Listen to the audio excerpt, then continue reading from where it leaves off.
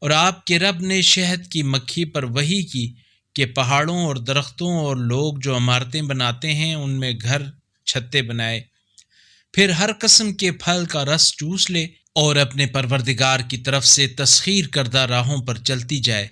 ان مکھیوں کے شکم سے مختلف رنگوں کا مشروب نکلتا ہے جس میں لوگوں کے لیے شفا ہے، غور و فکر کرنے والوں کے لیے اس میں ایک نشانی ہے۔ اور اللہ نے تمہیں پیدا کیا، پھر وہی تمہیں موت دیتا ہے، اور تم میں سے کوئی نکمی ترین عمر کو پہنچا دیا جاتا ہے تاکہ وہ جاننے کے بعد کچھ نہ جانے۔ اللہ یقیناً بڑا جاننے والا، قدرت والا ہے۔ اور اللہ نے تم میں سے بعض کو بعض پر رزق میں فضیلت دی ہے، پھر جنہیں فضیلت دی گئی ہے وہ اپنا رزق اپنے غلاموں کو دینے والے نہیں ہیں کہ دونوں اس رزق میں برابر ہو جائیں۔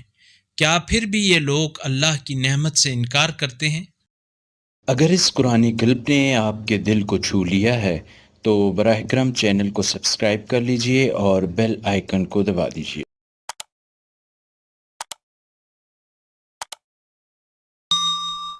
اللہ نور السماوات والارض، اللہ آسمانوں اور زمین کا نور ہے۔